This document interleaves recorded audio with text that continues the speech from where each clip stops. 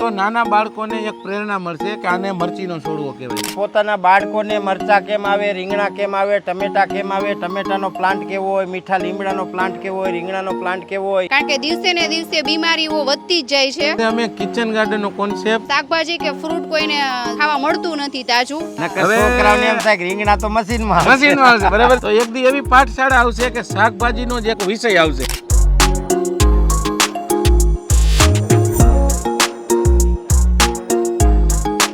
તો મિત્રો, આ પરિવાર અહીંયા 150 જેટલી ગાયો રાખે છે અને ગાયના ગોબર ગૌમૂત્રમાંથી આખા રાજકોટ શહેરને જૈવિક ખાવાનું કેમ મળે એવા બહુ ઉત્તમ અને સમર્પણના વિચારોથી કામ કરે છે. તો રાજુભાઈ, તમે અહીંયા જે ગાયો રાખો એના ગોબરનું ને એનું પછી અહીંયા કેવી રીતે શું કરો અને એનાથી શહેરના લોકોને કેવી રીતે લાભ થાય, લોકો કેમ ઓર્ગેનિક ખાતા થાય, લોકોની હેલ્થ, એના વિશે તમે અહીંયા શું પ્રવૃત્તિ કરો છો એ પણ બતાવો. હવે અમારું તો પેલું લક્ષ્ય એવું છે કે તમે કેમ કીધું કે ગાય ગોબર ને ખેતી, ગાય ગામડું ને ખેતી. પણ પરિસ્થિતિ એવી છે કે બધા વ્યક્તિ ગામડે આવી શકે એવી પરિસ્થિતિ નથી. બધાના બિઝનેસ એ રીતના હોય છે, બરાબર છે. તો જ્યારે એ પરિસ્થિતિ બની ત્યારે અમે એક વિચાર્યું કે રમેશભાઈ જે નક્કી કર્યું કે ગાય ગામડું ને ખેતી, તો અમે એવું વિચાર્યું કે ગાય ગોબર ને પ્રકૃતિ, બરાબર. તો પરોક્ષ રીતે ગાય ગોબર ને પ્રકૃતિ સિટીમાં કેવી રીતે એને પહોંચાડવી, એનો લાભ કેવી રીતે મેક્સિમમ મળે. બીજું કે એની અંદર તમે સમજો કે ગૌમૂત્ર કે ગોબર પરોક્ષ રીતે માણસ નહીં પીએ, પ્રત્યક્ષ રીતે પીશે નહીં, તો એને ઇનડાયરેક્ટ રીતે એને ઘરની અંદર દરરોજ સેવન કેવી રીતે કરાવવું. તો કે શાકભાજીની અંદર જે કાંઈ કેમિકલથી બને છે, જમીનની કેમિકલથી બને છે, એને હવે તમે સમજો 100 વીઘા જમીન હોય તો કે મજૂર હોય કે ઇવન કોઈ પણ હોય, બરાબર છે. હવે તમારી વાડીએ જે કાંઈ વસ્તુ છે, તમે 100 વીઘા જમીન છે, તમે શાકભાજી બનાવી છે, તમે હાજર નથી તો એ શક્ય નથી. તો ઘરે એવું છે કે 15 થી 20 કુંડા મૂક્યા છે, તો નાના બાળકોને એક પ્રેરણા મળશે કે આને મરચીનો છોડવો કહેવાય, આને રીંગણીનો છોડવો કહેવાય. પણ એક બહુ મોટી વાત, બરાબર છે. નકર છોકરાઓને એમ થાય કે રીંગણા તો મશીનમાં આવશે, બરાબર. તો આ પેઢી વહી જશે પછી આની ઓળખાણ કોણ દેશે કે આને ગલકાનું બી કહેવાય, અને ટમેટાનું બી કહેવાય, આટલા ટાઈમે થાય, આટલા ટાઈમે ન થાય. આવું આપણા શરીરને જરૂરી છે, પ્રકૃતિને જરૂરી છે, સંસ્કારે જરૂરી છે. તો એક દી એવી પાઠશાળા આવશે કે શાકભાજીનો જ એક વિષય આવશે, ઓળખાણ આવશે. એ ઓળખાણનો સમય ના આવે અને પ્રકૃતિ સાથે કાયમ માણસો જોડી રહે અને એ જ કુંડાની અંદર ગૌમૂત્ર ને ગોબર કેવી રીતે આપવું એની આખી સિસ્ટમ સાથે અમે કિચન ગાર્ડનનો કોન્સેપ્ટ ગાય આધારિત.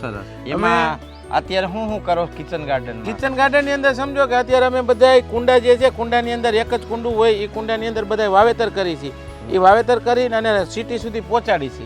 એ સિટી સુધી પહોંચાડીને અને એની અંદર એ લોકોને શીખવાડી છે કે આમાં થોડોક સમય લાગશે, પણ તમે જ્યાં ખાતા થઈ જશો ને પછી તમને આદત પડી જશે. બિલકુલ બરાબર છે. હારા નરહાની સમજણ થશે. સમજો કે અમે 27 દિવસ પહેલા આ કોબીજ ફુલાવર વાવેલું છે, આમાં કોઈ પણ જાતની દવા છાંટેલી નથી.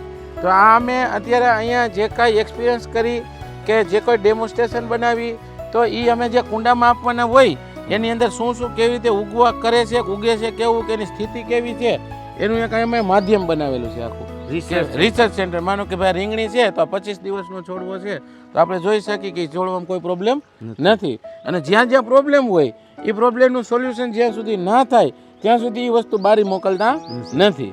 એટલે આપણને જાણ મળે કે આને ખેડૂતલક્ષી આપણે પ્રોગ્રામ હોય તો એની અંદર જાણ મળે કે આ કેવી રીતે થાય, આ દવા છાંટી તો આ થાય, આ દવા છાંટી તો આ બને એમ.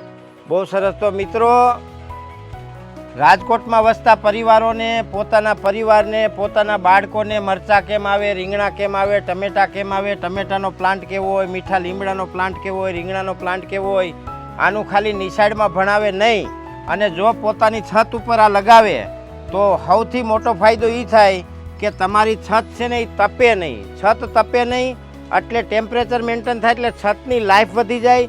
બીજા નંબરમાં જે સિમેન્ટ ગરમ થાય અને એના જે રેડિયેશન છોડે નીચે અને જે આપણા ફેફસામાં જાય અને એનાથી જે બીમારીઓ થાય એ બીમારીઓથી પણ પરિવાર બચી જાય, પ્લસ પરિવારને ઓર્ગેનિક શાકભાજી મળી જાય.